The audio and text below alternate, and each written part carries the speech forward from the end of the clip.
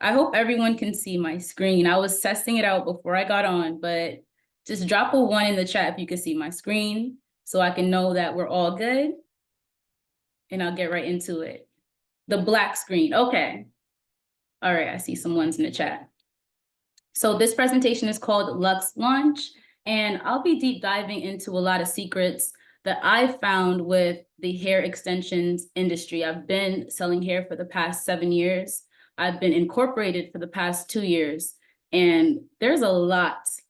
If you're in this call, you already know that there's a lot that goes into building your brand, selling, finding target customers, and doing all these things the right way. So we're really just going to get into the secrets. My name is Marielle. I'm the founder of Luxe Life Label.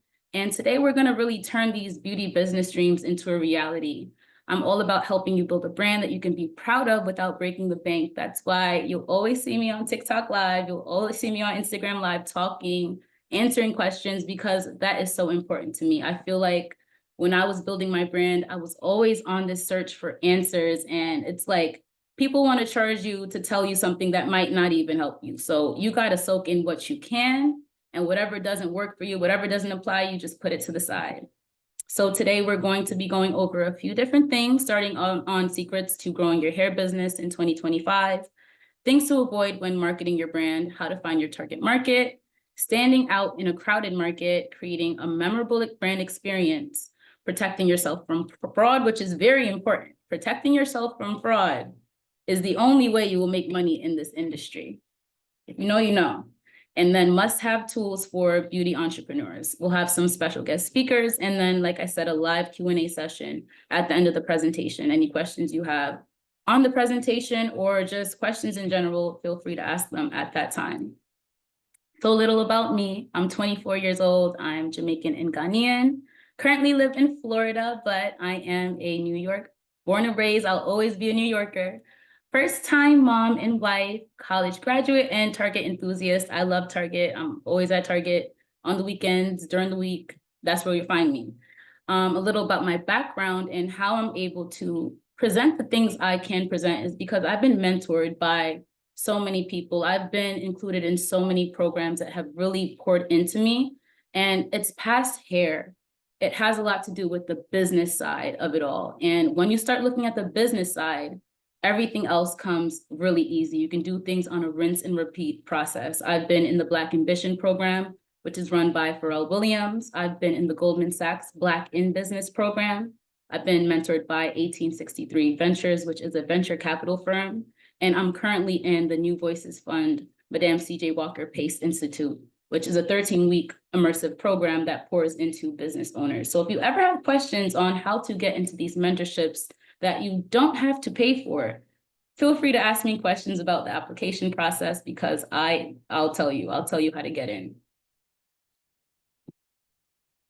Oh, I skipped the slide, but a little bit about my journey selling hair. I started selling hair in 2017, and I started off by making custom wigs by hand.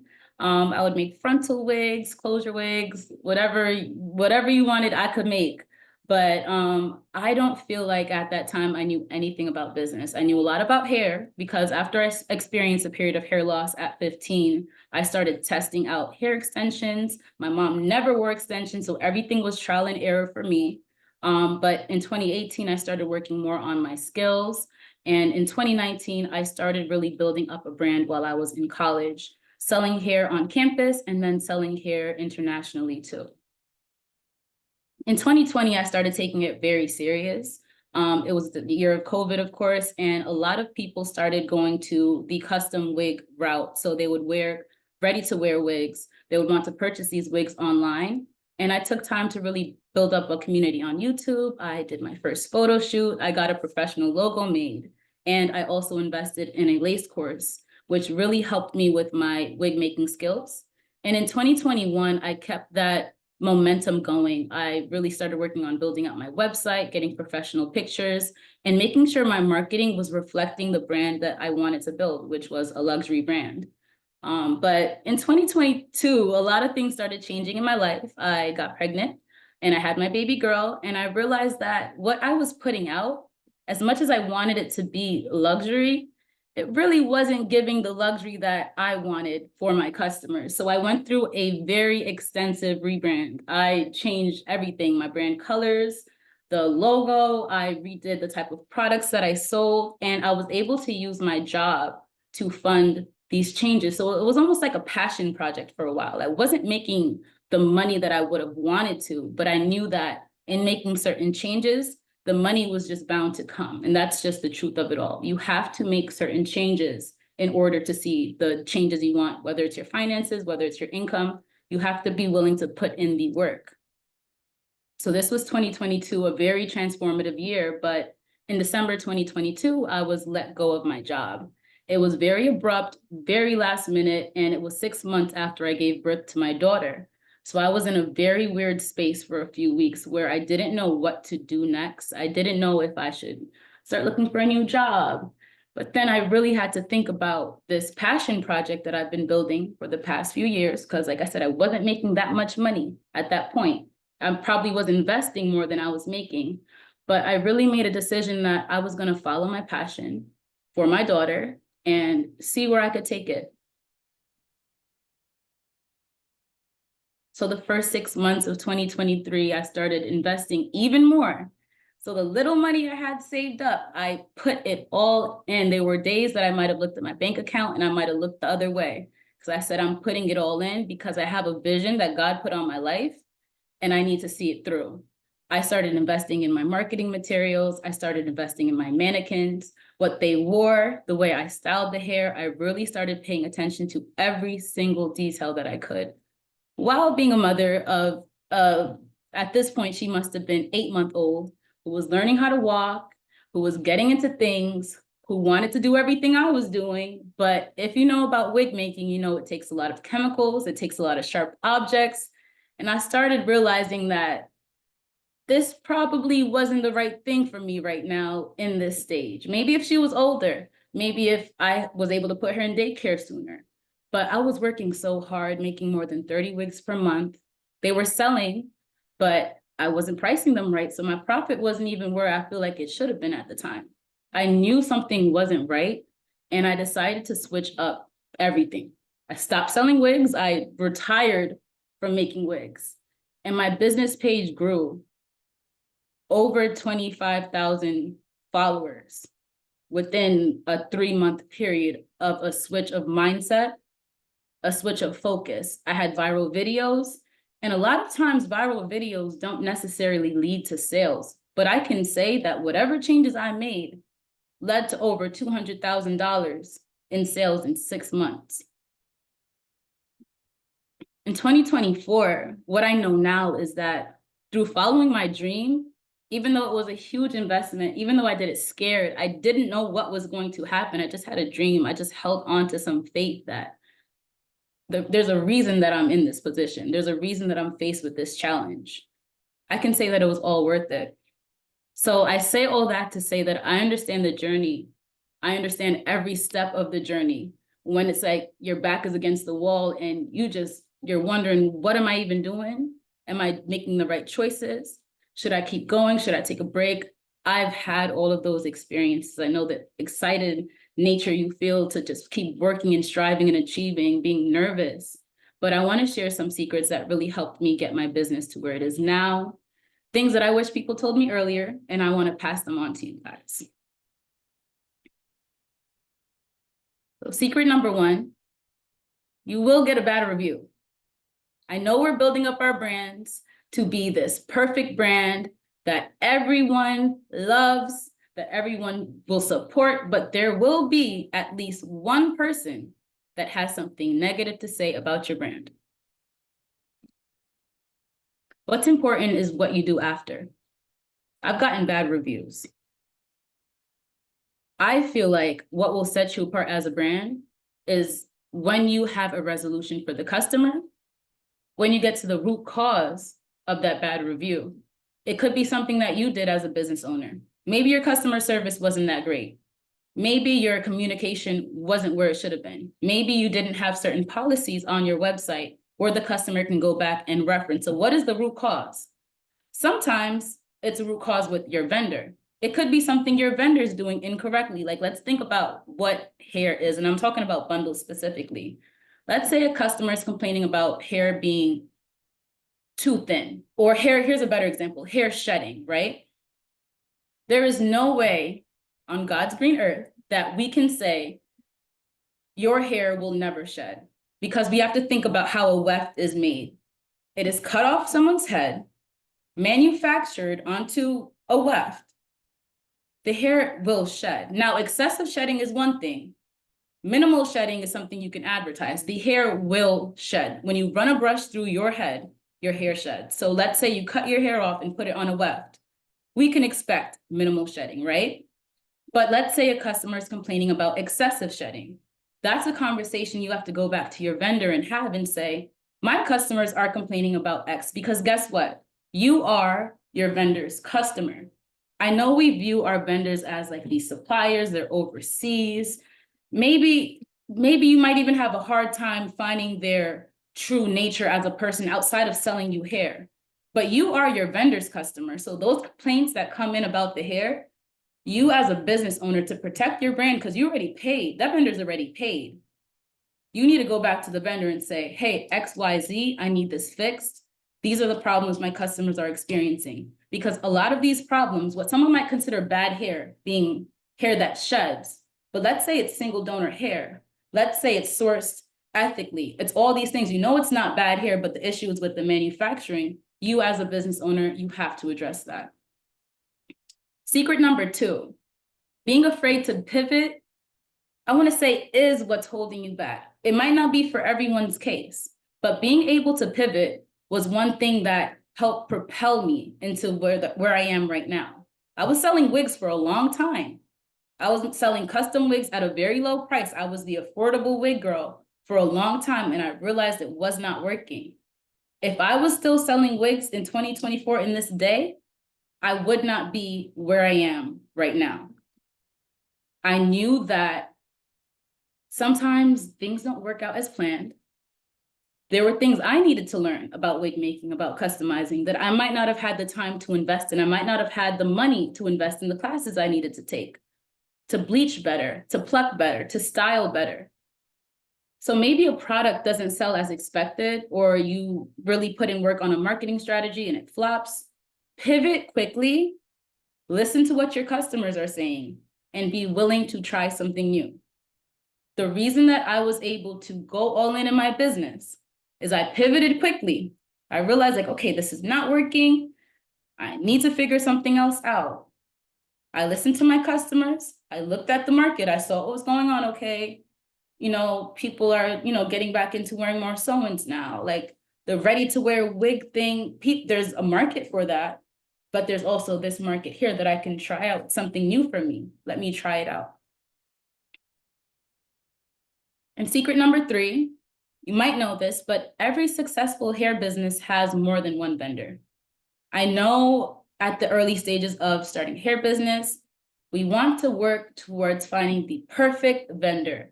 We want to buy everyone's vendor. We want to buy everyone's list. We're so excited when someone's vendor gets exposed, right?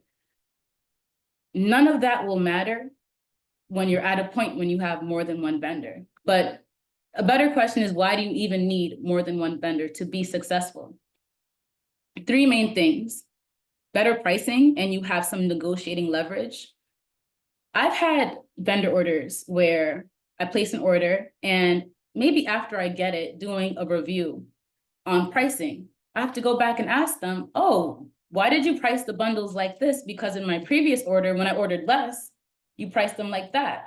Vendors have different tiers of pricing and quality, but that's a different topic, for different customers. If you're not presenting yourself as a respectable business, if they're thinking like, oh, this person's sampling whatever, we can send them whatever, they will treat you like that.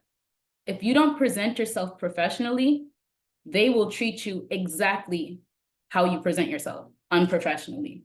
So making sure to establish that respect early on and negotiate with your vendor, because I'll tell you, there's always a better price. They can always offer you a better price. I don't care what they say. I've seen it. They have different price lists for different customers. They send different quality to different customers. Another thing that kind of goes into quality control too, where when you have more than one vendor, let's say one vendor, their quality starts falling off. You might have a very hard time gauging that if you're ordering 50 bundles from them at a time. You might not be able to gauge it if that's your only vendor because you have nothing to reference it with. So let's say you're working with 2 different vendors for lace, and you start realizing like, okay, this vendor's lace is getting really thin. Like, I feel like they're not putting as much hair on the lace. You now have something to cross-reference to. You can reference them with your old stuff too, whatever your old inventory is. But if you've already sold that, it'll be really hard to see what's the difference. It'll be really hard to see what's changing. And then reducing dependency and risk. And this is something I actually experienced during the COVID era where vendors stopped shipping items overseas. There was a time there was no lace. In 2020, you had to be there. There was a time there was no lace. So anyone that was making wigs, you had to have some type of inventory in the United States if you're making a lace frontal wig or if you want to get a lace install. So relying on a single supplier can be very risky. They could change their business model, like a lot of AliExpress vendors. They're all selling direct to consumer now. They might have been selling wholesale before, but now we have Hair Vivi. I can name so many of them where they used to be vendors, but now they're selling directly to your customer. They can increase their prices. They can shut down. The supplier that you talk to could die. Like I say that sometimes, like they're real people. And if they're the only contact you have with that vendor, that they're the only number you have, and maybe you don't have the vendor's email or other contacts, other people that work in that company, where are you getting your hair from?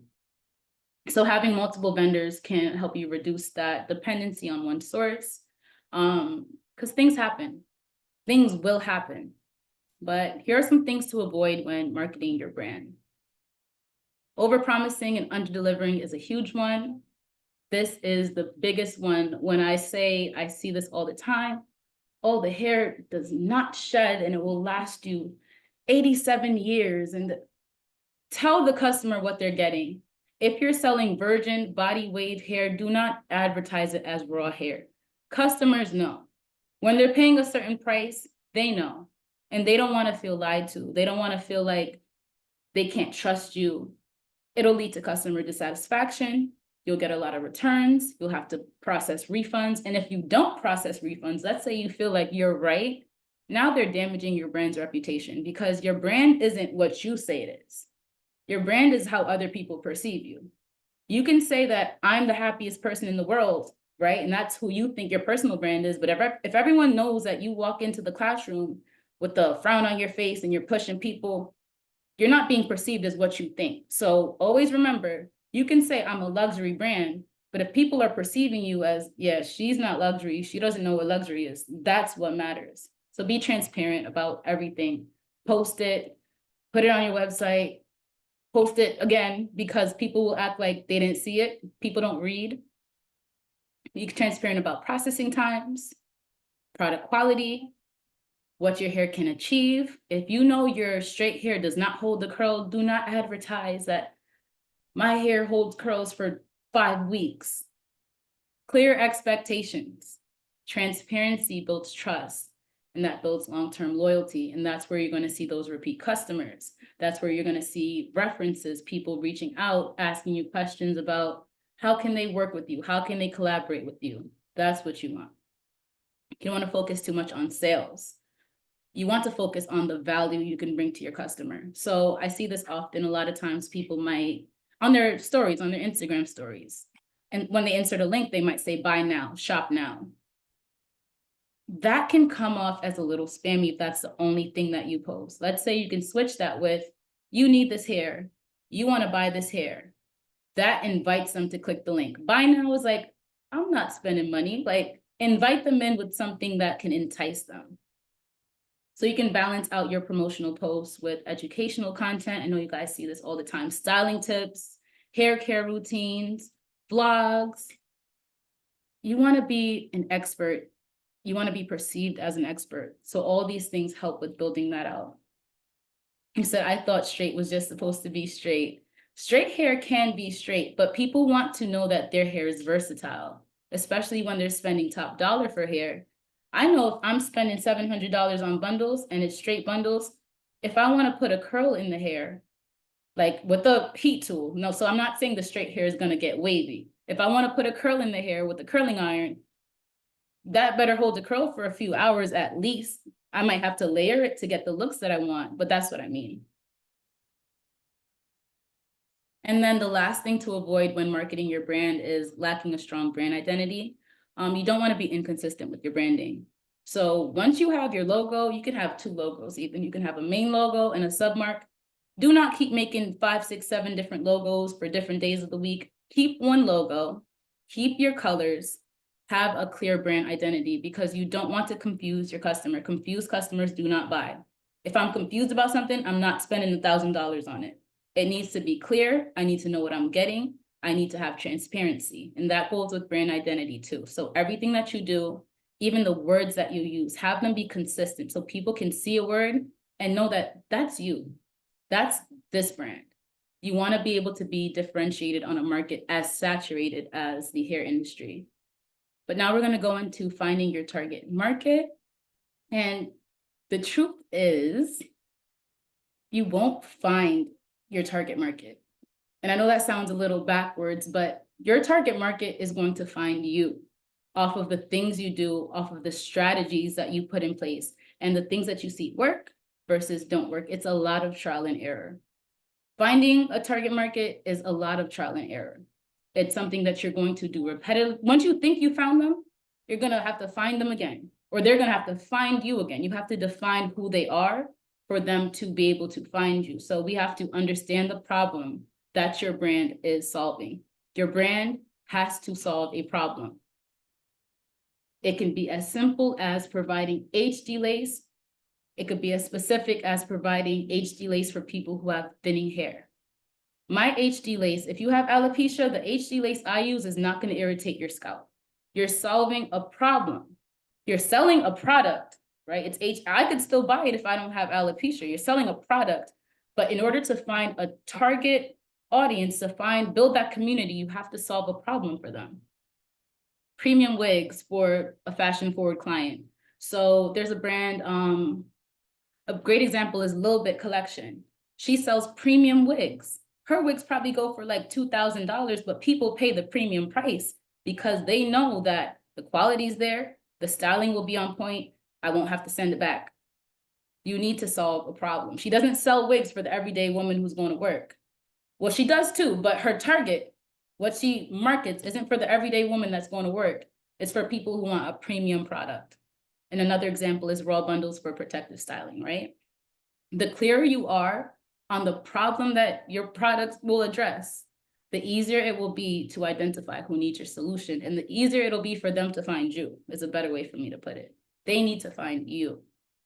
So when you're finding your target market, when you're identifying them, you want to just define the following things. There's a lot more that can go into it, but these are the basics: their age, interests, their hair concerns, their buying habits. It can be something as specific as where they work, what type of education they have, the activities that they do. There's so much that can go into this, but these are the basics when it comes to creating a customer profile. So I made an example for you guys. If I was to want to attract this customer, 25-year-old college educated woman, who are active, love luxury, so they're buying expensive things as a splurge, maybe not every day, but if it's a nice day and they want to go shopping, they might get that Hermes bracelet. They might pick up that Chanel wallet. They frequently buy extensions because they like being on trend with hairstyles. You want to focus on strategies that highlight exclusivity, sophistication, and most important, lifestyle. So what type of lifestyle does your brand support? You have to ask yourself that question. So if I was to want to attract that specific person, I would create a luxurious brand aesthetic, high quality images, clean photos. You don't need a photographer, but when I say clean photos, clean backdrops. You don't want them to see your whole messy office. There was a point, I'll tell you, there was a point I was working in my daughter's closet, promoting my brand in my daughter's closet. No one knew I was in my daughter's closet because everything I did was clean. Everything I did was neat. Everything was organized. The year that I made $270,000, I was in a 2-bedroom apartment and I was running my business out of my daughter's closet. So it's not that you don't have the space. You just have to organize things. This is the internet. You have to organize things in a way that you're giving off the brand, you're giving off the aesthetic that you want. Partnering with micro influencers. I know we see this so often where people might partner with, or collaborate is a better word, with influencers. When you're first starting out, you don't need to work with the biggest influencer in the world. You don't even need to work with influencers, but micro influencers would be the way to go if you wanted to tap into finding a target market, because they're just more trusted. They're more recognizable to their audience. They are just the people that would be into beauty, luxury, travel, lifestyle, and they will attract the women who value those high quality extensions as well. So being really selective with who you pick to represent your brand, of course, is very important. And then this is probably the biggest downfall I see with a lot of new hair brands is everything could look great on the Instagram page. Beautiful pictures, beautiful hair. But once you get to the website, it looks a little crazy. People who are spending that top dollar on hair, they want a seamless shopping experience. They want a clean website. They want to look at a website and know, when I put my card information on this website, I'm not going to get scammed. A lot of websites look a little scammy, meaning not polished. You might go on it on your phone because most people are shopping on their phone, and one photo is half the size of the screen and they can't read the text because it's too small. And then not using the right type of designs on the website. So you're on the website, you don't even see a link to check out. There's no buy now option. There's nothing there. It's so hard to navigate. It's so hard for me to spend my money with you right now. I'm speaking as a customer, so I'm just not going to. I'll just go shop with brand A, B, or C, where it's really streamlined. It's really easy to spend my money with them. You want to make it very easy, minimalize as much as you can, for them to say like, okay, this is too much. I'm not going to spend my money. You want them to want to spend their money with you. Optimizing your website is an investment, but that is an investment that'll really pay you back tenfold for a fact. And then I feel like this is the biggest thing in today's day and age is building a brand and building it with social proof. So a customer might come to your Instagram page, right? But they're looking for reviews. They're looking for what someone else has to say about your brand. Because like I said, the brand is not what you say. You can put out whatever you want to put out, but they want to know what other people think about you. That is what a brand is. So they're looking for reviews. They're looking for testimonials. They are looking for endorsements. This is the hardest part about having a new hair business, because you probably don't have those 3 things off the bat. But building up those things when you get your first sale, guess what you need to be doing? Every step of the way, you're emailing that customer. Hey, just shipped out your order. Hey, I just see your order is being out for delivery. I know that they're automated too, but you're reaching out to that customer. Your first 20 customers, matter of fact, you're reaching out to them every step of the way, because at the end, hey, did you get your hair? Hey, what did you think about the unboxing experience? Be annoying. Don't piss them off, but be annoying. A month later, hey, I know you've had your hair for a month. Have you got it installed? What are your initial thoughts? You need that feedback. That feedback is so important because those are your reviews. Those are your initial testimonials. Those are your original, endorsements for your brand, baseline. So showcase these things. You can do before and afters. Influencer endorsements, not as important, but you want to add as much credibility as possible to reassure your customer. And this assures them that your brand will deliver on that promise of quality and sophistication.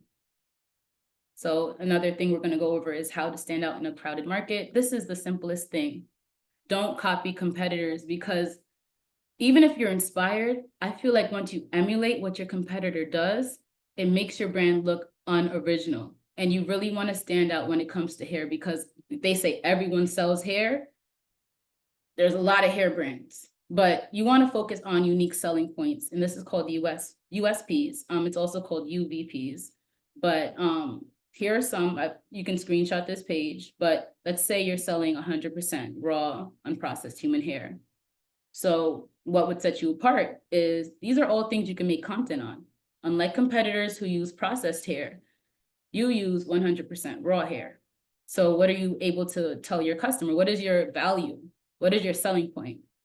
It's unmatched quality, it's durable, there's always a natural look. So a way that you can word this is our hair is ethically sourced and 100% raw, ensuring you get premium quality extensions that last longer and maintain their natural shine. So these are all, a USP is the content you need to be posting, is the value you need to show your customer. It's not, oh, this is just the best hair. Unlike competitors, or what do we prioritize, or detail about your bundles, like most bundles are 100 grams, like that's the weight on them. But let's say you talk to your vendor and you say, I want my bundle to weigh more, meaning more hair, whether it's longer, slightly, or just more hair on the bundle. You can say now that double wefted wouldn't necessarily be raw at that point. You know, when people say double wefted, as in like your vendor will go back in and add more hair to the bundle from another donor, but you have to be transparent with your customer then. We're selling unprocessed hair, but there's multiple donors, so that would make it more in that virgin hair aspect. But what is your unique selling point? And then this is probably a big part too, when it comes down to setting yourself apart, is just creating a memorable brand experience. So this goes in with like packaging. This goes in with you checking in on your customer throughout their journey. So unboxing experiences are so important. So investing in branded packaging. This is not the first thing you should do when you're starting your hair business. I shipped out in black plain boxes I got on Amazon for 2 years. I did a lot of individual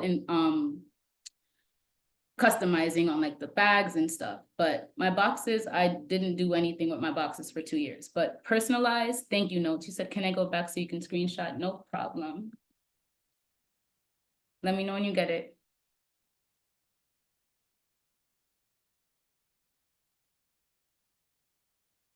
I hope you got it. All right. And then also including surprise freebies like hair care guides, satin scrunchies.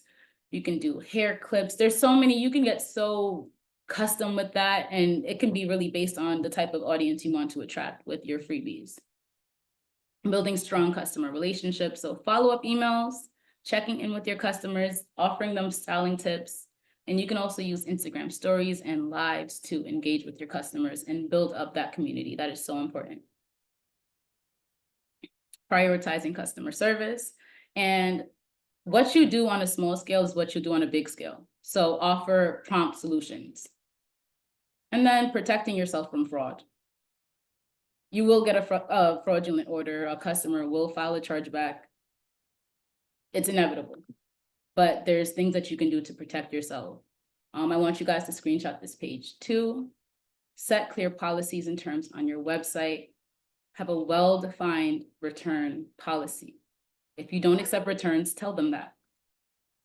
The next thing is tracking orders with detailed shipping information. So using trackable shipping methods. And then the last one is being proactive with chargebacks. My daughter's here. Being proactive with chargebacks. So keeping detailed records of transactions, shipping confirmations, and customer communication. And this is something very important when it comes to Black Friday coming up. I want you guys to know that you will get fraudulent orders during Black Friday. That's when the fraudsters come out. That's when they want to really, they know you're getting more sales. They know you're not paying attention. Hey, baby, you want to come up? Okay. We have a special guest. They know you're not paying attention. They know you're busy. They know things are hectic. So what you really want to tap into at this time is getting other payment processors. You need other payment processors. If you get too many chargebacks, I'm saying this from experience, payment processors will kick you off and they will hold your money. I have a whole testimony on this. They will kick you off their platform. They will hold your money. And now how are you going to operate your business? You said it was your fault. Someone said in the chat that, hold on, you said you should have made sure you scanned it and got a receipt. What happened? Oh, a customer never got their package. Oh no. always get your receipts from UPS and USPS. That's you need to get your receipts from UPS and USPS every time and hold on to them. They got their package with me and DHL took a picture and you still lost. Those chargebacks will get you. And I'm telling you, if you're already selling, your best bet for this Black Friday that's coming up, make sure you have additional back end, not back end, but work around payment processors. Even if it's just adding a paying for option like Sezzle, like Klarna. Yes, the class is being recorded. I'll make sure to send it out to everyone. Like Sezzle, like Klarna, do it. Do it now. Don't wait. Do not wait. So now we're gonna go into another segment. We're almost at the end, guys, but must-have tools for beauty entrepreneurs. I want to introduce you all to Luella, who's with Leveraging Digital Media. She's gonna really put you onto something that I didn't learn until recently.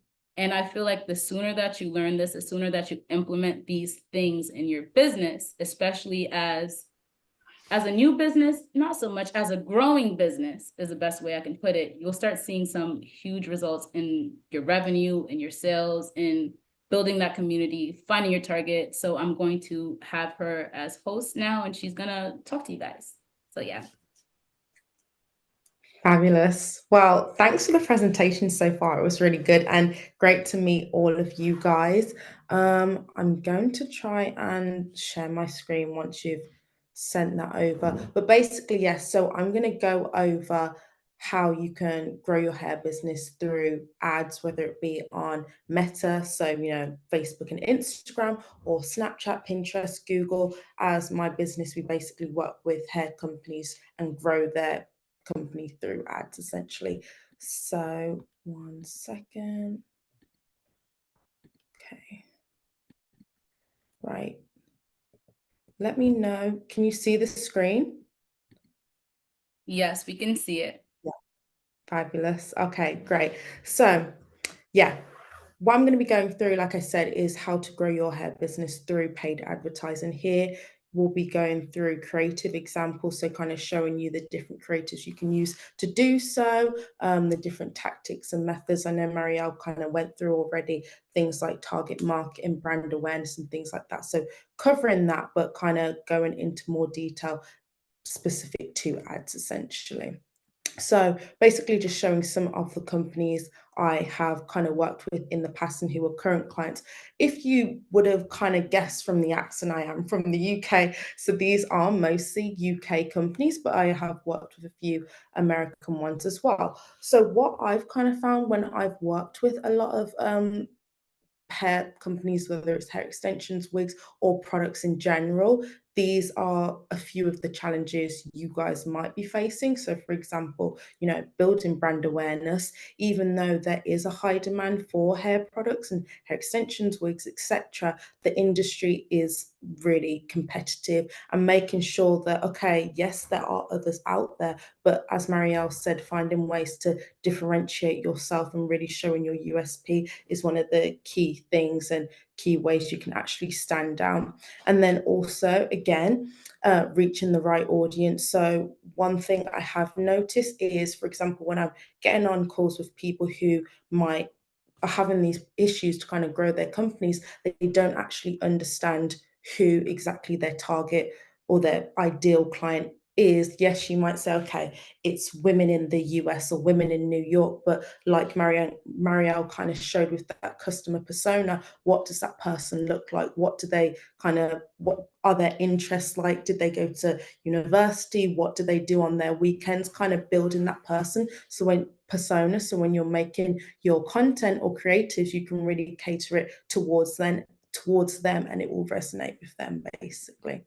And then also making sure that you're converting interest into sales. And this is basically how we kind of do that with the paid advertising. I know, for example, example, on your social media, you might have a lot of interest and you might have content going viral, getting a lot of traction, but how are you actually converting that into sales and into conversions, basically? And this happens, you know, it might be on the lower end, so you're at the, let's say, 10K mark and you want to get to hitting those 30K marks. But we've also found with, you know, there's companies at the who are a lot bigger doing the 60 to 70K, but kind of hit a plateau because they're now facing these issues and they want to, you know, expand their target audience essentially.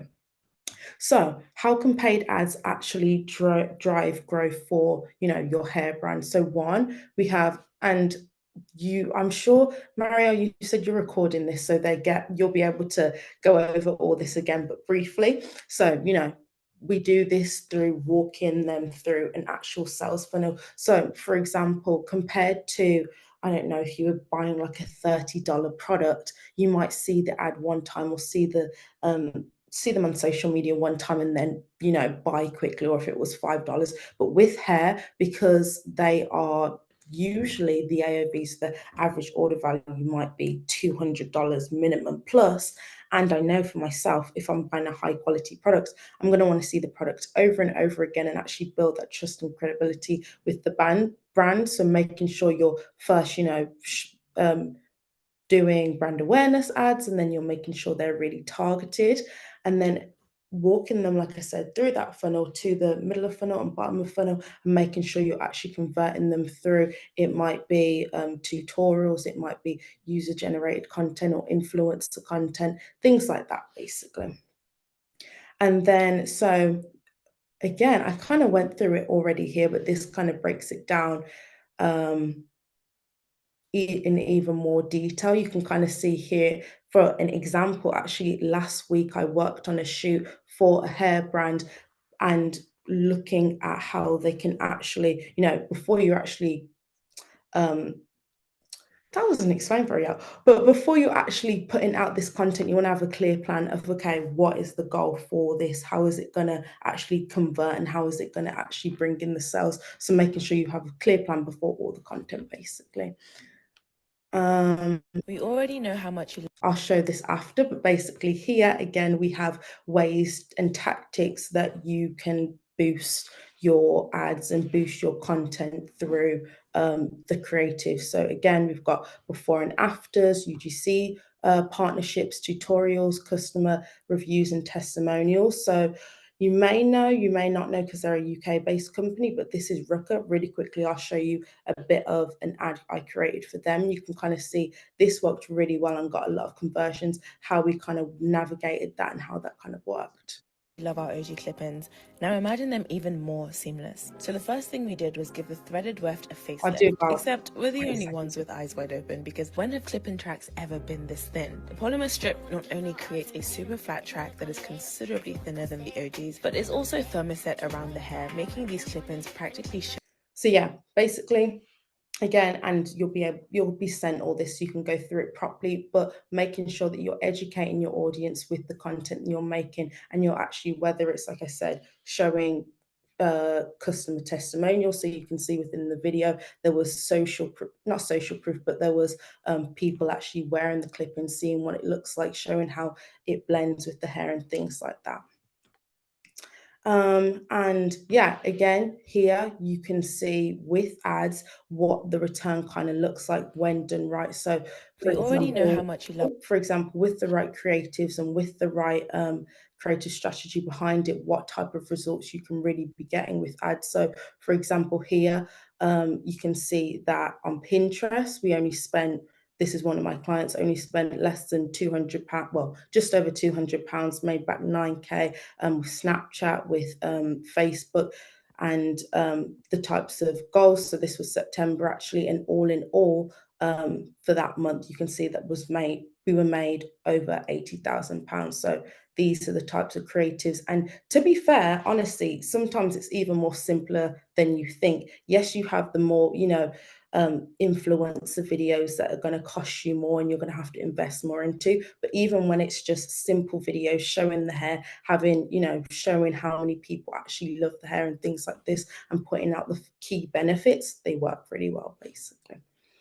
And yeah, so that was a quick overview of how ads kind of work really well. And if you are interested in having any help with that, I leave my contact details here so you can kind of reach out to me if that's the case.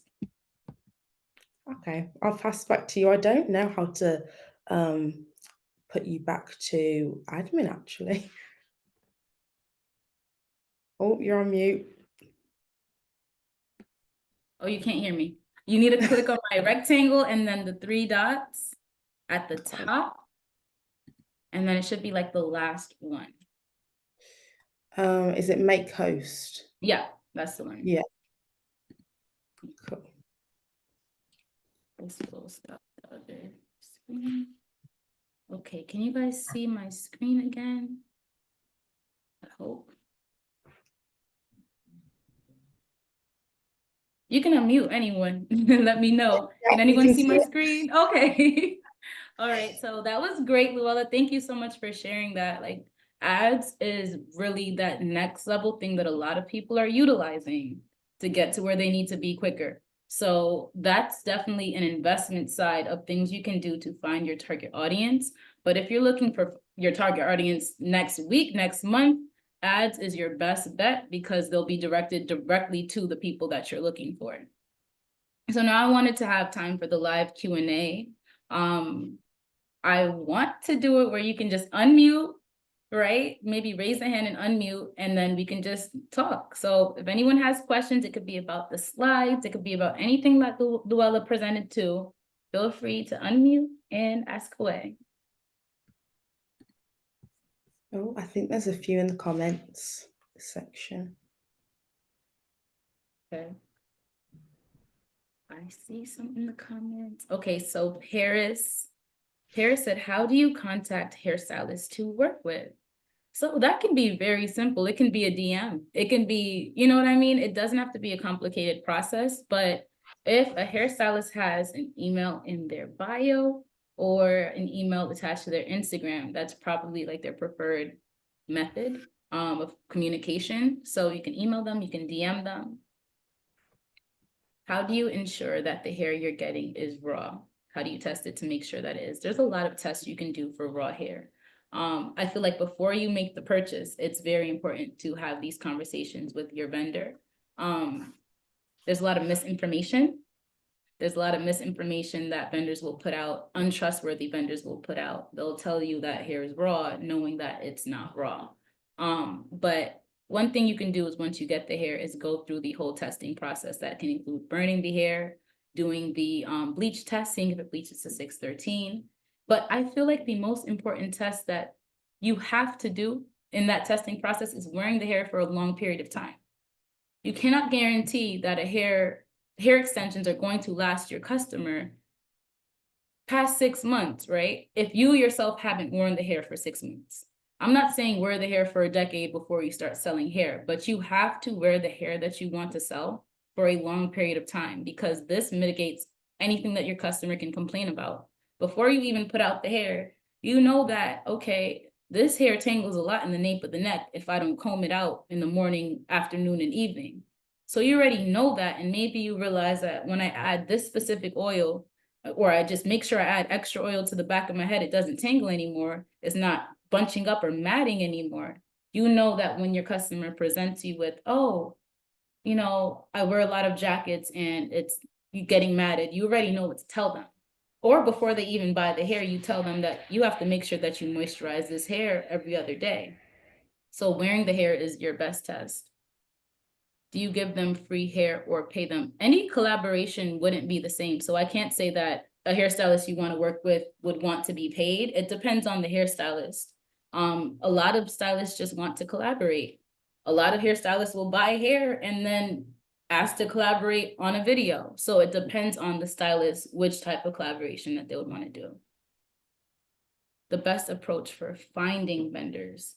Finding vendors is tricky. I feel like there are a lot of Facebook groups that share vendors, but there's a lot of misinformation in those groups as well, where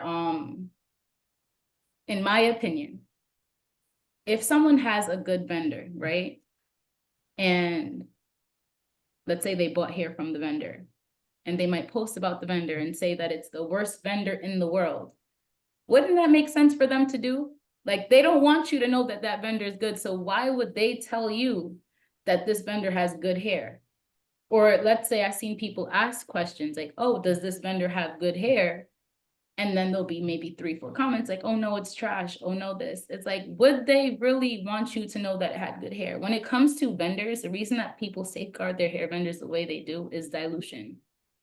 Once too many people order from the same vendor, the hair quality will never be the same.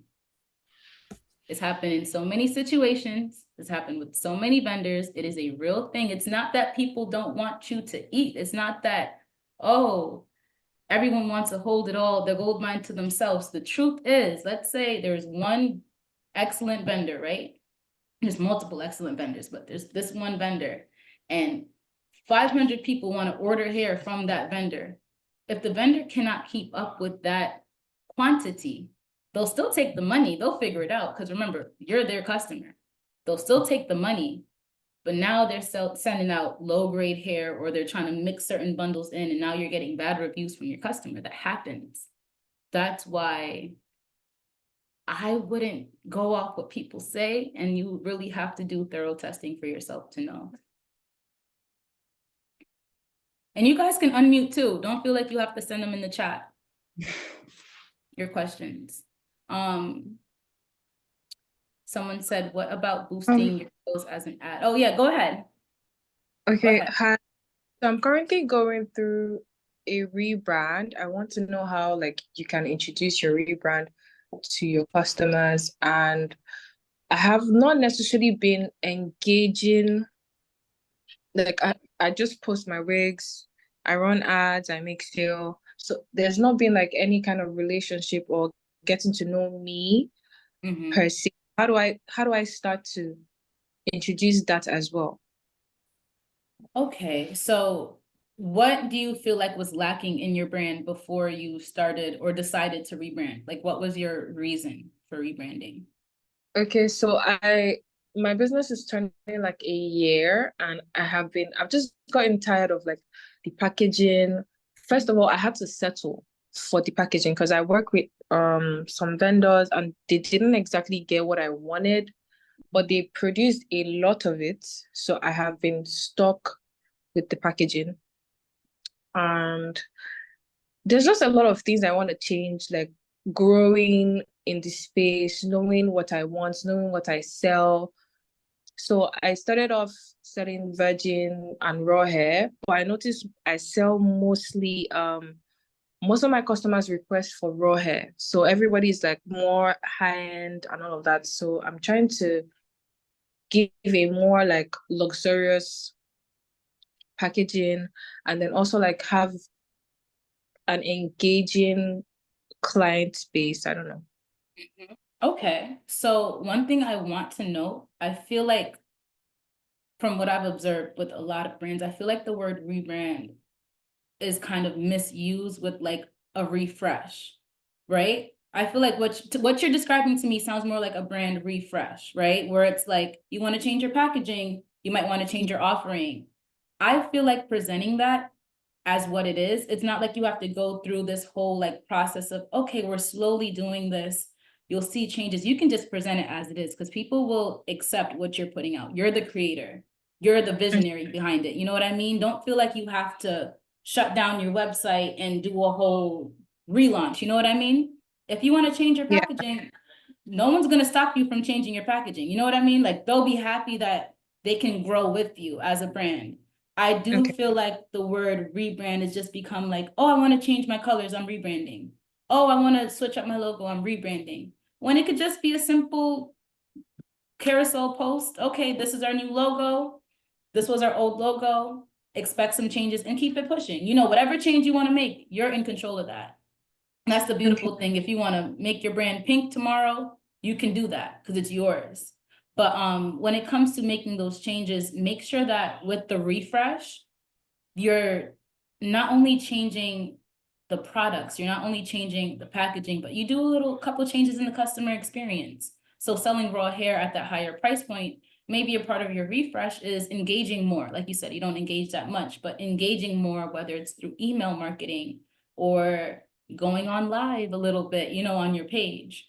So those are some things you can add in, but don't feel like it's this daunting thing, like it has to be this way for it to be a rebrand. You can make a change tomorrow. You can change your brand name, you know, don't feel stuck. Pivot when you need to. All right. Thank you so much. You're welcome. I have a question. Okay. Hi, Destiny. Hey, girlfriend. Y'all How can't are see me. you? Okay, I just got off work. So I'm a hairstylist. And I'm planning on launching my business. Well, my website's getting worked on right now. So in the next few weeks, I'm a cosmetic retailer, but I want to add hair to it. How do you think whenever I try to work, I'm a girl's girl, so I like to still promote other hair brands and things like that. How do I keep the integrity of working with other hair brands while also promoting mine and not like getting lost in the sauce kind of? That's a tough one. Do you do a lot of collaborations? Is that what you mean by promoting other brands, or just like you want to, like, let's say you see this deep wave hair from this brand and it's like, I don't sell deep wave hair, but I'll buy it for my vacation. That's what you mean? No. Just as far as collaborations, like Okay. if someone was to reach out to me and I'm like, okay, well, I'll promote you and things like that, but I still want to promote myself too. How do I not get lost in that? Make sure that any collaboration you take from this point on, make sure that their brand aligns with your brand, meaning their brand values align with your brand values. I know it's so easy. And this is like the integral part. It could be easy to be like, okay, this brand is, you know, they don't care about their customers, but they want to collab with me and they're going to give me $700 for the collaboration, right? Right. But if you look at the brand and you're looking and like, they're not shipping out orders and they're not responding to their customers, that's what could potentially taint your brand, because it's like, oh, she'll promote whatever, right? Right. Even though you know your wanna brand give is, that. yeah. So just the best thing you could do, don't feel like you can't do collaborations. Like I collaborate with hairstylists that have their own hairlines. You know what I mean? Don't let that be a reason that you feel handicapped, right? But also make sure any collaboration you take, just go do your, you know, do your little research on the brand on the side. If they over here, Gotcha.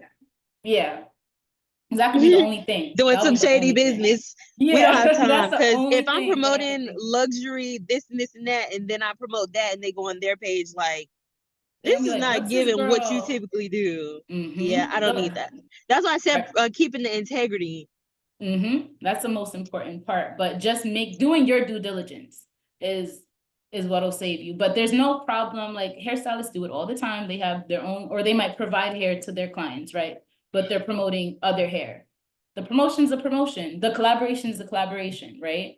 But and it's funny, someone even asked, Destiny's a stylist that does collaboration. So someone even asked, like, oh, how do I get collaborations with stylists? I told them, Yes, come on. DM them, send them an email. They'll be willing to work with you, but just make sure you contact them in a way that they can receive it. If they say no DMs, don't DM them. They won't see it. If they have their email in their bio, you know, send them an email. Well, thank you. I'm just You're like so welcome. big on integrity all the way around. So I'm just like going into this new journey. I'm like, how do because I love a good collab. So I'm like, how do I still do that and promote me and keep everything like copacetic? But that was It's a perfect possible. answer. So thank you. It is possible. You're welcome. And I can't wait to see all the things you do. That's my Facebook sister. We Yes, that's my girl. Leave me on Facebook. Thank you. You're welcome. If anyone else wants to unmute, feel free. If no one unmutes, I'm gonna just go in the chat and read these. I see it's like 20 questions in here. Okay, so this might be a question for you, Luella. Someone said, what about boosting your reels as an ad? So like the meta boost, I think that would be. Will that get good results? So with boosting, from what I can remember, is like when you do it on, you have the post and then you just press boost and put it up.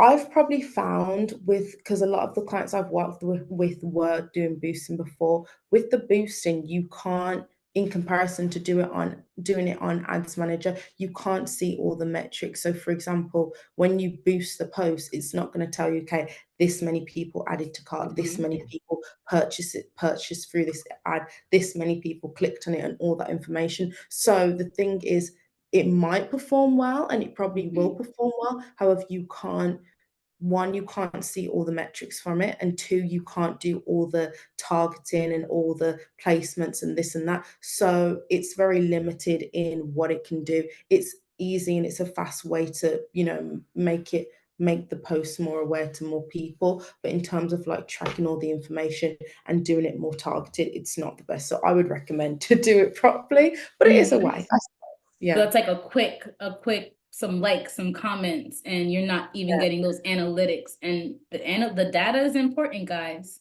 Exactly. If I learned anything this year, the data is important, because the data you get will help you make informed decisions on anything you do. Data is king. Someone said, how can I find a hair vendor? I think I answered that already, actually.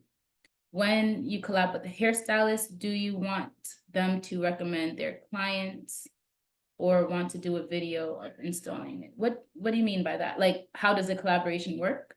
A collaboration could be anything that you propose. So a collaboration is a proposal. You can tell the hairstylist that I'll send you X amount of dollars. What I need you to do is an unboxing video or to bleach this bundle.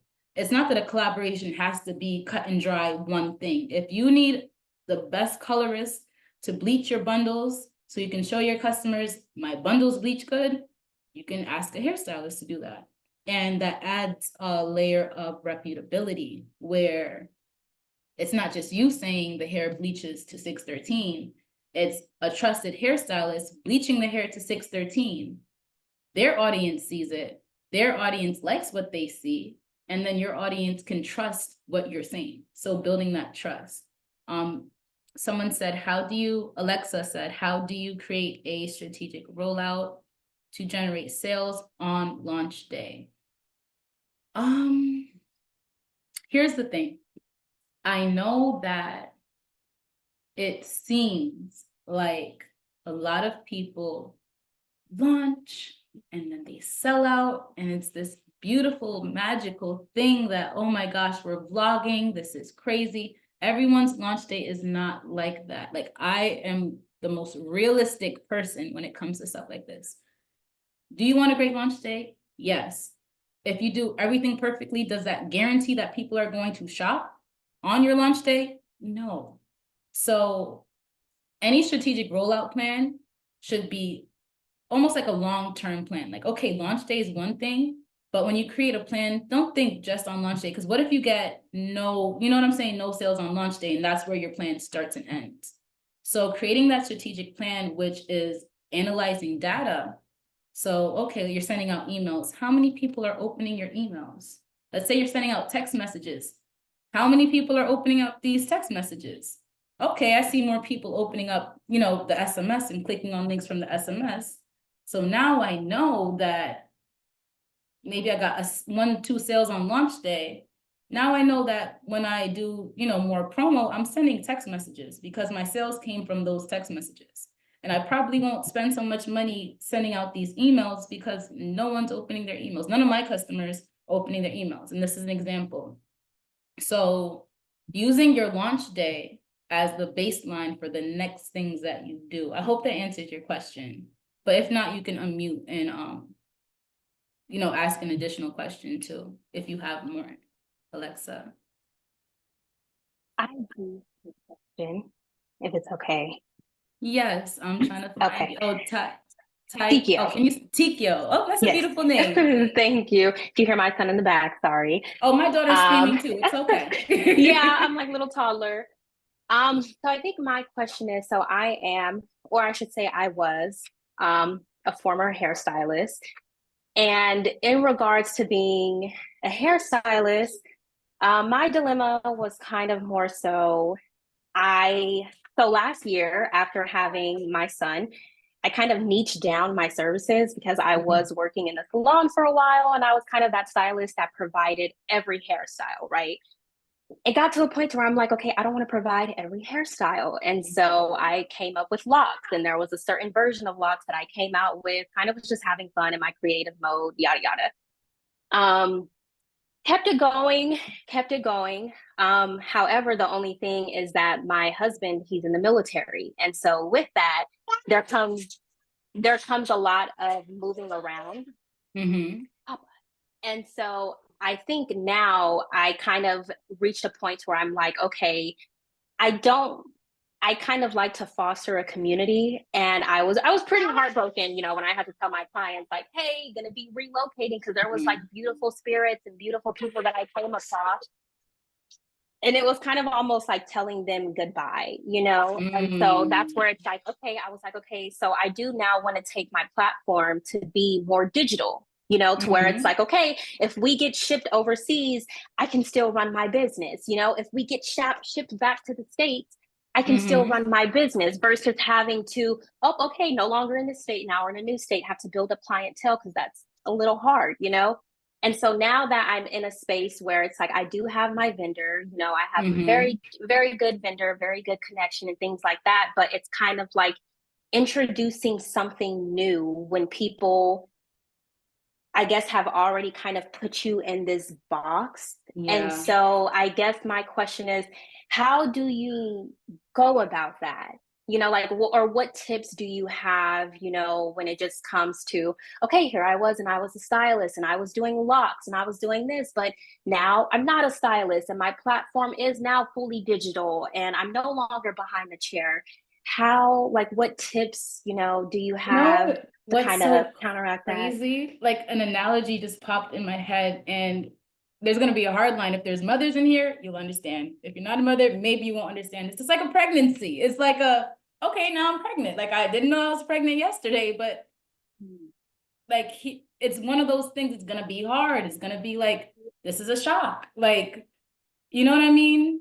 There's no like smooth transition. And I feel like the longer you draw something like that out, the harder it's going to be on you. Because one day you're going to say like, hey guys, I'm pregnant. Like, you know what I'm trying to say? Yeah.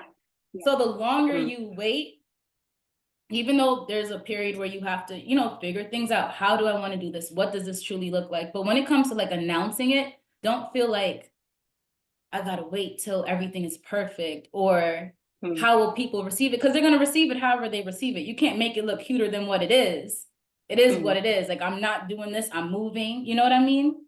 So don't be scared to just take that step, just do it. Tell them, guys, I know y'all know me for this, but I remember when I stopped selling wigs, I was like, yeah, like, this is the last one. They're like, what you mean? Like, your wigs were cheap, and they were like $300 fully customized, any style they wanted. They're like, no, you're not selling wigs. I'm like, yeah, I'm done.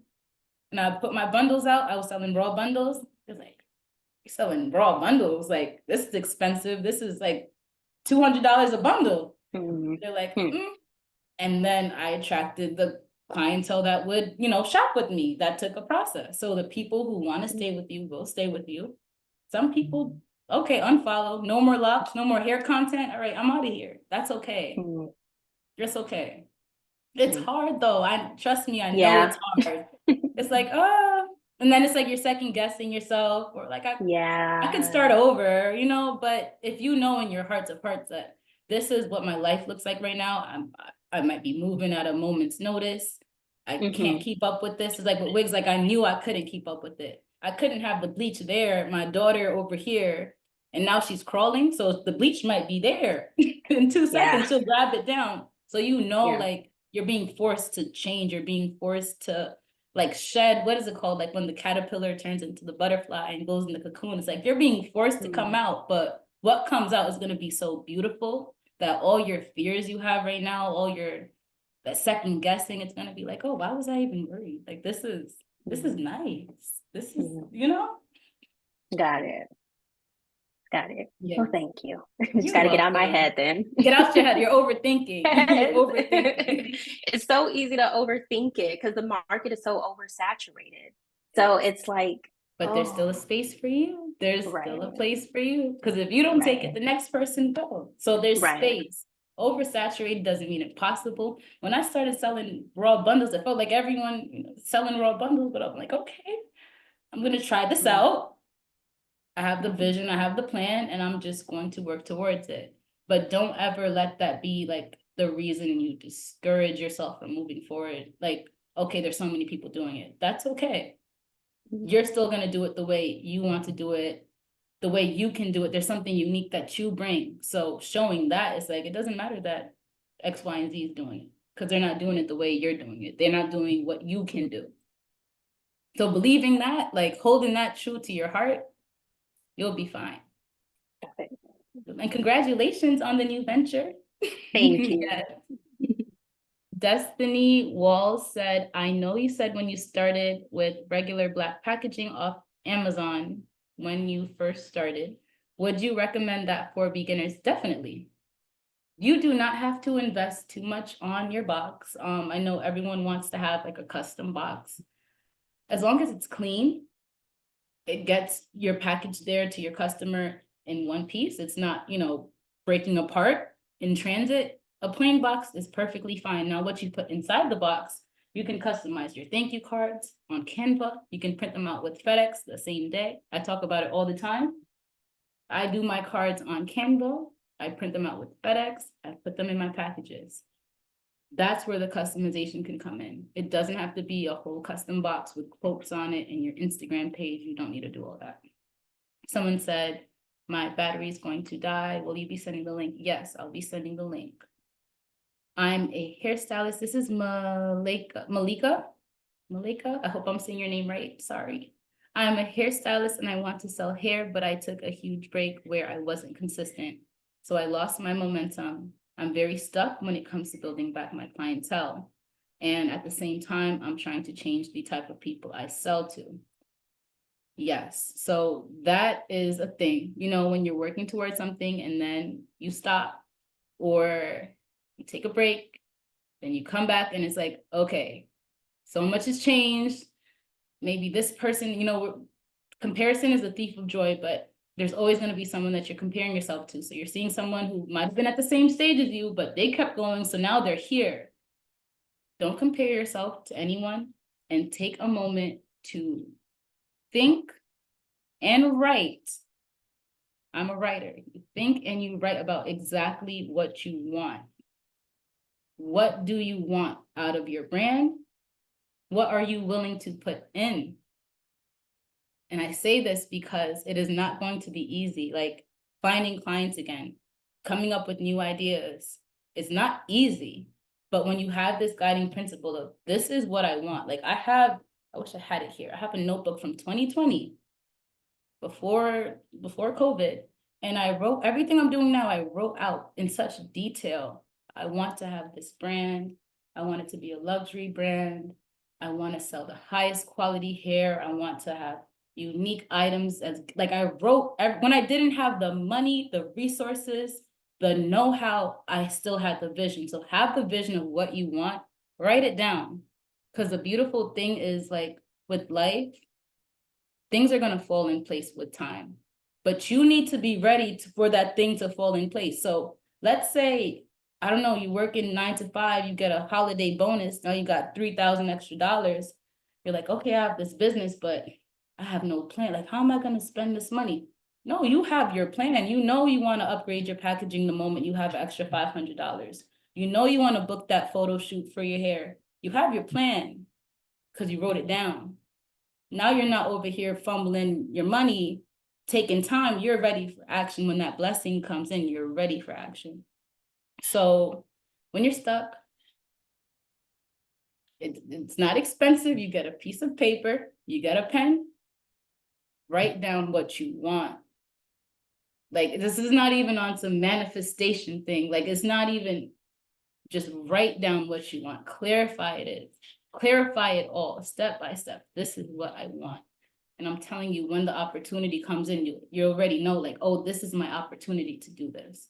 Oh, Canva's having a 50% off sale. Let me get these cards printed out now because it's half off. I can get double, or I can get just half off. That's fine too.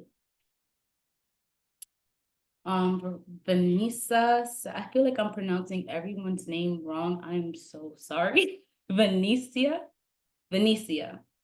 said suggestions on website design sources.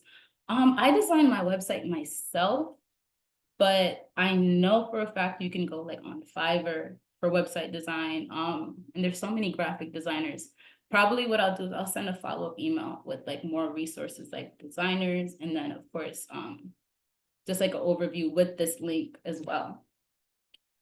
Someone said, Destiny, when it comes to pricing your bundles, what do you base your prices off? That's a really good question. That's all in the book. Someone said, is your ebook updated? So pricing is based off a percentage. So never look at a product like, I don't know, a water bottle, and just because you buy it for $1, don't sell it for $2 and say, yeah, I'm doubling my profit. You have to base things on a percentage. So a good percentage for bundles is anywhere between 35 on the low end. I want to say 40% to 50% profit margin on every bundle you sell. If you do a bundle deal, right? You want to build out your bundle deals, not, oh, I bought 3 bundles for $50 each. Let me do some math real quick. So that's $150 for 3 bundles. You're not selling it for $300 because it's double. That you don't want to do that, because what comes now is you're running a sale. Let's say you're running a 20% off sale or 25% off sale, right? You need to really see how much money you're spending, how much money you're losing from running a sale, how much money you're profiting. These are important things, because if you're not making any profit, and now before you know it, you're giving away hair for free because you're running this discount and then sending out this promo code, and God forbid your payment processor starts holding your money, because payment processors will hold a percentage of your money if they start seeing some chargebacks, some disputes, you're taking a little too long to ship. They'll be like, all right, this 10% of every sale, we're going to hold on to this for 180 days. So you might be at a point where you're not making any profit. That's why you want to base everything on a percentage. So you can clearly see in your weekly report or your monthly report how much you made, how much you profited, maybe even how much you lost if you had to process a refund. So basing it off a percentage, and my recommendation is anywhere between 40 to 50% is a great place to be. Is your ebook updated? That's my same ebook. The Rich Off Hair ebook is the same one from April. Can I use my personal Instagram account or create a separate account for my business? Create a separate account for your business for sure. What marketing tips would you give someone who doesn't want to become the face of their brand? This is a great one. I see a link was posted by my admin team. Thank you. But definitely outreach to other, there's brands that will be the face of your brand. There's people who have a solution for that already. I know we all know like influencers, brand ambassadors, for example, but there are literal brands that you can send your product to, and they will be the face of your brand. And I see that there's studio hours posted here by Shay Taylor, which is a great resource to tap into. Jade, that I think you saw the link for that, Jade, right? And Clarice said, can I still make a good hair business while being faceless? People have done it. It is a lot of work when it comes to building up your reputability, right? But it can be done. When you worked with a hairstylist, have you sent free hair or paid them from your experience? So like I said, every hairstylist is different. So there might be a hairstylist where it's a paid collaboration. There might be a hairstylist where they bought hair and, you know, are promoting the hair. So as a hair business owner, I've done it all for sure. But every hairstylist, every collaboration will be different. There'll be different terms. Every hairstylist will have a different price if you want to go the paid collaboration route. Some hairstylists might collaborate for free. But just reaching out to them, speaking about what their terms are, and then having those contracts in place. Make sure you have a contract. It's very important. I hear someone unmuted. I think that's all the questions in the chat. If anyone has any live questions too, if you want to unmute and ask, feel free. Feel free, take it as a free coaching call right now. Any question you have, no question is stupid, ever. I think that's the last one. USPS versus UPS. I like UPS because for some reason, off of like my experience, I've shipped out a lot of packages. I've noticed that a main chargeback reason, or like not chargeback reason, chargeback justification that a bank might send is someone changing their address while a package is in transit. And UPS has some blockers to that where you can, one, reroute a package back to you. I've shipped out a package once, excuse me, I've shipped out a package once to someone in Atlanta, and I'm in Orlando, Florida. And the moment that they saw their package was in transit, they filed a chargeback. And I was like, you know what? I've had enough of this. So I called UPS and I said, I would like this package to be returned to sender, right? So UPS processed a return to sender. And when the customer saw that the package was in fact coming back to me as they filed the chargeback, so they got their money back, right? When customer files a chargeback, that gets debited out your account right away. They got their money back. And they reached out to me again, right, via email and said, oh, like, what's going on with my package? So you want to be able to put yourself in a position, like use tools, because, you know, UPS, FedEx, DHL, these are tools. Because if you wanted to, you can deliver packages yourself. You can get your own truck. That's crazy, but you can get your own delivery truck and deliver them yourself. You're using a tool. Make sure the tools you use work for you. So have fraud blockers, fraud protection that can help you. USPS never offered that in this way where I could just reroute something. You know what I mean? UPS offered that, and I'm gonna stick beside them. I used to ship with DHL, FedEx. I have nothing against those two. It's just when you find something that works, stick with them. Because the more business history you have with them, you get access to certain phone lines. So I have a direct phone line. Anytime a customer would want to do a chargeback, I have a direct phone line. I can call and say, yeah, send that right back to me right now, today. And they'll do it, they'll process it because you build business history. So it's not that you have to go with one versus the other. Figure out what works for you, really look at their policies, see if they're more customer, meaning the deliverer or the receiver. Who do they favor more? That goes into this topic too, advisable payment processors. I don't advise PayPal because they are more customer-centered than merchant-centered, meaning if a customer files a chargeback, they are more likely to agree with the customer than you. So another one is Shopify payments. A lot of people use Shopify payments because it's with Shopify, but Shopify payments will kick you off their platform if you get too many chargebacks. They will hold your money if you get too many disputes, and you cannot control getting a dispute. Like in my presentation, I said, you will get, that's the one promise I have for you, you will get a dispute. It's just how you navigate that. How do you get a customer's disputing charge fast? It usually tells me a week or two after they dispute. You have to, it's okay. You have to really pay attention to your dashboard. You really have to pay attention to your dashboard because they don't necessarily have to inform you. Your payment processor doesn't necessarily have to inform you. But making sure you're monitoring your dashboard because there should be a tab, depending on what dashboard you use. It should be there. You have Shopify. But also, I would say at that point, reach out to your Shopify help desk, to like the admin there, and really talk to them and tell them that it's a late delay with you being notified. Red flags when communicating with the vendor. Lies, consistent lies. If your vendor is lying to you or someone you're communicating is lying to you and you catch them in a lie and they say, oh no, just don't work with them. Or if you ask them something and they can't give you a clear response, just imagine if you spend $20,000 with them, right? For an inventory order, and they're not giving you clear responses then on if your label that they created, if they actually dropped off the hair.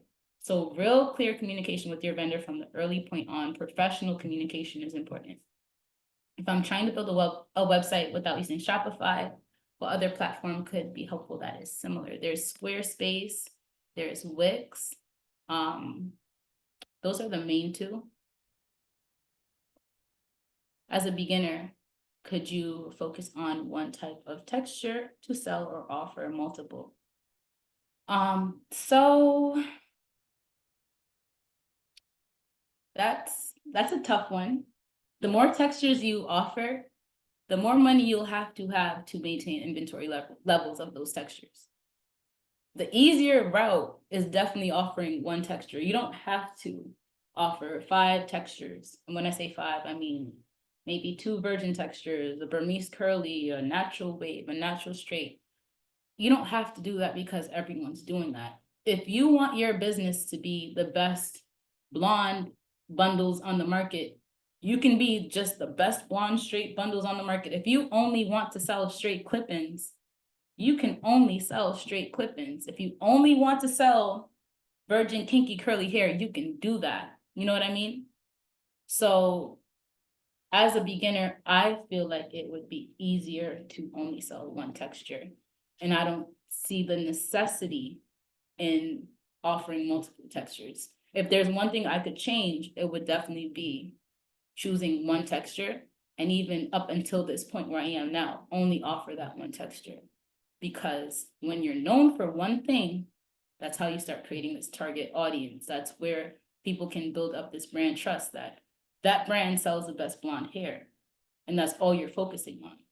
And that is a huge market. A lot of people will buy blonde hair. You're not limiting yourself by limiting your product offering.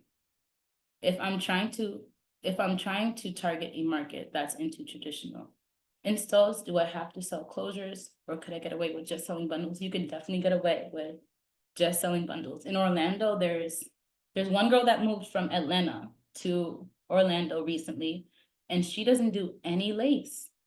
She does installs, but she doesn't do any lace at all.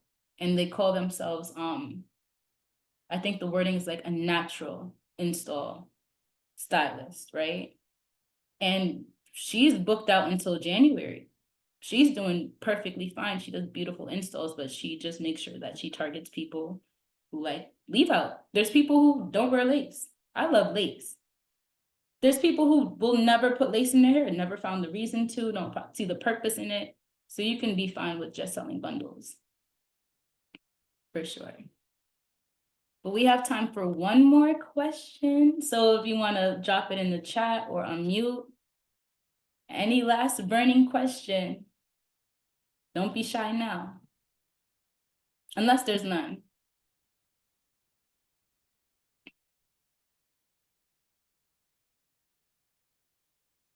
And I hope I didn't miss anyone's question in here too. If I did, re-drop it, but I tried to get everyone in the chat. When's the next masterclass? When's the next masterclass? When should it be, guys? I don't know. It's crazy. Like these bigger classes, I feel like I do them yearly almost. It's like, I'll be like, okay, bye guys, see you in 2025. But I want to do them more often. I do. It's just the scheduling. So as soon as I get a date, you guys will definitely get an email of the date. Do you prefer pre-orders or having things on hand? So having things on hand, 1000% yes, but it's not always possible. It's really not always possible. Yes, baby. You want to come say hi? Oh, you love me. She's so clingy. Having things on hand makes your life easy, makes your offering easy, where you can say same day shipping, next day shipping. People do not want to wait for their hair. People do not want to wait for products that they spend hundreds of dollars on, right? So as the seller, you will have high levels of stress when people are messaging you, asking you where their hair is for a week, even if you put it in your policy. People do not read. But it's not possible. It's not possible for everyone to have just inventory on hand. It takes a lot of money. It takes a lot of thought, a lot of strategy to know even what bundles to buy, what lengths to buy, to now have on hand. It might take your vendor a week to ship it to you. It might get held up at DHL warehouse or FedEx warehouse for another few days. God forbid US Customs wants to open the package and see what's going on in there. Pre-orders have a lot of risks to it as far as processing time. That's why you see people saying 14 days processing period. It is a real thing. If you haven't started selling in bulk yet, it is a real thing where it could take 14 days once someone places an order to you as the supplier shipping it out to them if you don't have hair on hand. There are so many factors that you cannot control when it comes to international shipping of hair, whether you're shipping from Vietnam, India. China's probably the fastest shipper out of any supplier I've worked with. My virgin hair vendor from China was the fastest shipper. They'll get the hair in 3 days. If you're shipping from India, oh boy, you got a good week and a half before you see that hair, especially if it's a bulk order. They go through all of these like regulatory checks at every checkpoint in Germany, in Ohio, depending on where you're located. Your package will go through so many checkpoints, it's gonna take at least a week to come to you when you do pre-orders. Having it on hand is better, but just know that if you're not able to have hair on hand, it is a normal thing. It takes thousands and thousands of dollars. I'm not saying 1, 2, 3. It takes thousands and thousands of dollars to have a full inventory. So don't feel like you're doing something wrong if you're doing pre-orders or you don't have a full inventory on hand. It's normal. It's a part of the process of building up your business. Unless you have perfect credit or you just have money saved up, I'm talking 10,000, 15,000, 20,000 saved up to buy your hair in bulk, you'll be doing things slowly. You'll be building up your inventory slowly, and that's okay. Someone said, how does your mentorship work? My mentorship program is a 4-week program. It's going to run between December 1st and December 31st. It's very, very, very small. I only take about 3 people. I don't take more people than I can really speak to because I'm so in depth with the things I do. I'm so one-on-one. You're on the phone. I'm checking in on your posts. We're seeing what's going on in your business, on your Shopify. So that's like for the girls that's ready to get it. That's not for everybody. How do I promote if I don't have hair? If I don't have inventory on hand? You need some hair to promote. Even if it's the hair you're wearing, you don't have to necessarily be the traditional shake the bundle in the camera. People don't want to see that. People want to see lifestyle. People want to see that, okay, I'm getting curly hair, Burmese curly hair. I go to the gym a lot. How will this hair hold up in the gym? Okay, you're showing them you going to the gym after getting your hair done, or you going to the gym and then getting your hair done after you shower, whatever, you know. That's what they want to see. No one wants to see the, oh, look how silky straight this bundle is. It's like, okay, where's the value? It goes back to value. Lifestyle will help with value. If you don't have the lifestyle aspect, if you don't have the aesthetic, and it's not, oh, it has to look a certain way. But if you're, I'm gonna say this, guys, and I mean it. If you're marketing to a certain audience, you have to understand that a big part of that is marketing vanity. So that's a double-sided part to it, but you have to market a certain level of vanity, and not in the negative sense, but no one wants to see, you know, a blurry camera. Like, people want to see things polished. And you have to, if you're building a luxury brand, if you're selling an expensive product, you have to look at what other luxury brands are doing. Not hair brands, other luxury brands. Dior, Chanel, YSL, I'm thinking like they have beauty brands too, like they have their, you know, cosmetics. Look at those pages. What are they doing? What are they doing that makes someone buy a $40 lip gloss when you can go to the beauty supply store and get the, I feel like the beauty supply store one might be even better, but I buy Dior lip gloss, I buy Dior lip oil. What are they doing that someone will go into Sephora and say, yeah, I need 2 Dior lip oils, and walk out of Sephora spending $80? Write those things down. Do not look, you can look at competitors, but don't sit in a space comparing yourself to other people in the hair industry and say, oh, I want to be like this person. Look at the aesthetic you want for your brand. And this is like the easiest branding hack. Like, I feel like as it comes in my mind, I'm just letting it flow. This is the easiest branding hack. If there's a vision you have for your brand, look at someone in a different industry who's already doing what you want to do. What are they doing? What works well? What can you take from that? What can you leave with them? Like if you look at a nail industry, you don't have to sell tweezers because you sell closures, right? But maybe the way they package certain things, maybe the branding that they use, the inserts that they use in certain places. Now I can do an insert like this on my packaging. I can include that. It's different. People haven't seen it in the hair industry. With the gifts I give out, I could have gave out scrunchies. I could have gave out bonnets. I could have gave out hair tools. I'm like, no, I know what my customers like. So whenever my customer opens a package, I get messages like, oh, the gifts are so cute, because I'm always changing up my gifts. I know that my customers like getting a little random gift, because when they buy a Chanel bag or they buy something from Bloomingdale, they're getting free samples, they're getting gifts. So what does your customer shopping behavior look like? What are their expectations, and how can you pass those expectations? Like, we're not looking at meeting them. How can you pass them? Not spending too much to pass that expectation, but what can you do? And that's the thought process you need to be in. That's the things you need to write down, even if you cannot afford it. And I'm stressing this. Even if you cannot afford it, you have to know what that brand is. What does this brand look like for me? Because it's a process. It's not overnight. 2 years ago, my brand, I showed y'all what it looked like 2 years ago. It was completely different. My logo was pink and glittery.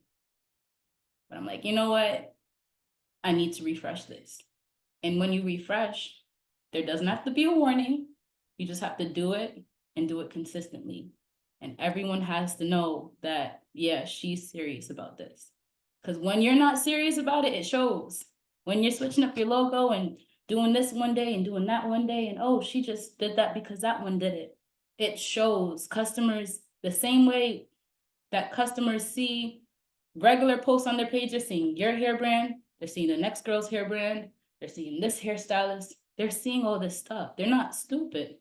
You want them to see the value in your brand. And that's when you'll get them to shop with you. It's not that you have to force them to come here and buy, or else they're going to see the value in your brand. Because what you're putting out is also what they see. It's not that you're saying you're luxury, you're putting out whatever. You're saying you're luxury, you're putting out luxury, they're seeing luxury. They're like, I want that, that's on my wish list. That's all you want. That's the foundation of it all. You can sell the best hair. No one would know if no one's shopping, if no one's leaving reviews. So all these things really play into getting that full experience for your customer. What do you think about GoDaddy for beginners? I'm gonna answer these last questions. I know it's almost 8 o'clock, guys. We're gonna wrap up. What do you think about GoDaddy for beginners? I've never used GoDaddy, so I couldn't say like my thoughts on it. How many bundles do you recommend starting off? But that's a tough question. That's like going back to what I said, everyone's situation is different. So I can't say, oh, you need 3 bundles to start off with. You need to test the hair that you sell. So I would say at least 3 bundles for you to test. But if you want to go straight into doing like a pre-order method, you can essentially start your business without bundles on hand. But you definitely need, your own bundles, because you can't just sell hair that you've never tested. How do I sign up for your mentorship program? Are you still accepting people? Yes, so I haven't opened the wait list, but the wait list is there on the Stan Store link. Probably in the follow-up email, what I'll do is I will. Oh, my daughter is loud. I'm so sorry if you guys heard that. In the follow-up email, I'll include that in a link for you guys. I am still accepting people because I didn't open the wait list, but when the wait list opens, it does fill up really, really, really fast. If you are interested in my mentorship program, it will be running between December 1st through 31st. You could send me an email or message on the side so I can make sure you get the link first. But when I do open it up, it does fill up fast. Where do you get the signs from? Oh, these signs? These ones? The ones behind you. Oh, they're from a brand called Swift Prints. Okay, this email, okay. I'm gonna just send y'all the links, okay? You're gonna get Lubella's link. You're going to get, there was someone else, I wrote it down. Someone else asked a question about the marketing and then the designers. I will send all of these things in a follow-up email to you guys. It's from a brand called Swift Prints. They offer vinyl printing.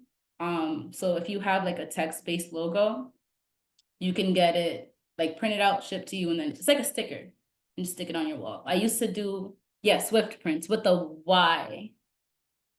SWYFT Prints. But I like these signs a lot. I used to do the like LED signs, but I don't know. I like the LED signs anymore.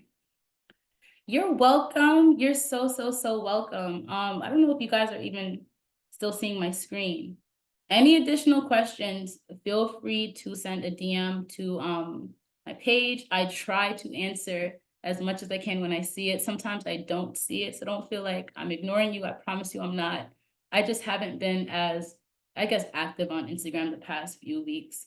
But I'm so happy to everyone that joined this call. I know it was only supposed to be 1 hour, but I wanted to make sure I got all these questions answered. I wanted to also invite you guys to my 3-day challenge. You guys are going to be getting an email on this. So if you want to start putting these things into action, having a clear plan to scale your hair business, how to connect with your target audience, to launch like a pro, there's going to be a link in the chat. You can click the link in the chat for access to that. If it's something you're interested in, if it's something you want to really take and put these things into action. This challenge is going to be so much like my mentorship program, but really condensed because it's 3 days. We're going to put in some work. Black Friday is coming.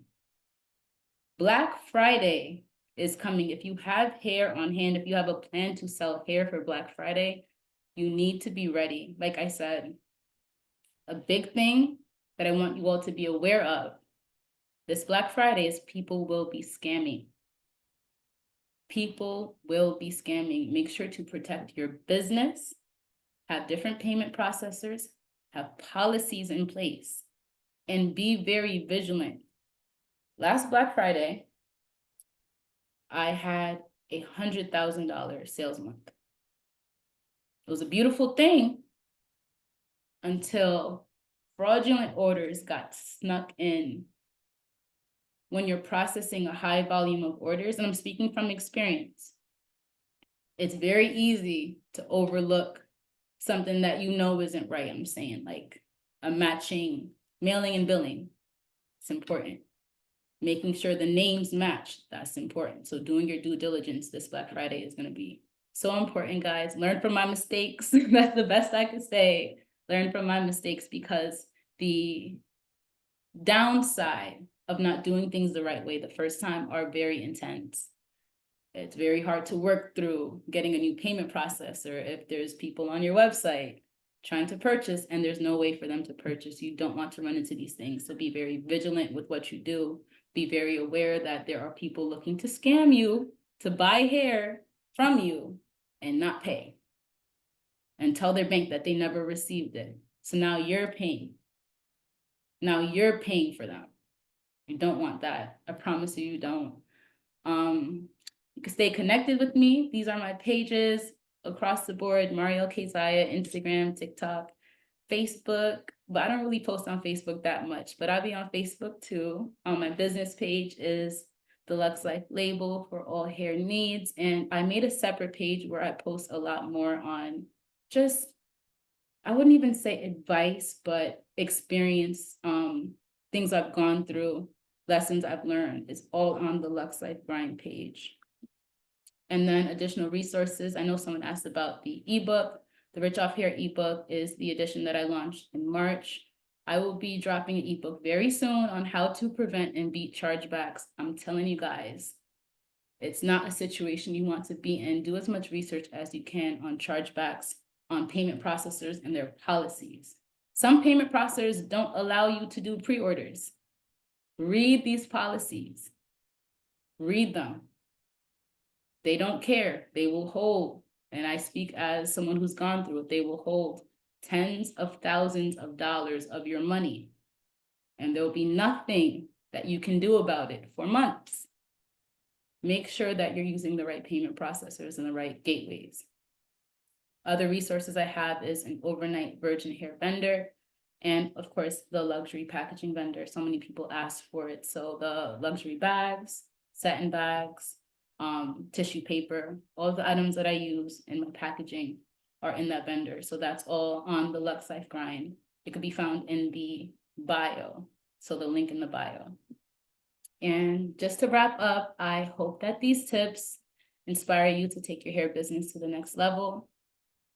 There's no one size fits all. So everything I said, some things might work for you, some things might not work for you, and it's okay. Everything I told you really helped me grow as a hair business. They can help you too. So keep pushing, innovating, and let's make 2025 your best year yet. Thank you for joining, guys. And I'll be following up with some emails today. If you have any additional questions, like I said, feel free to DM me.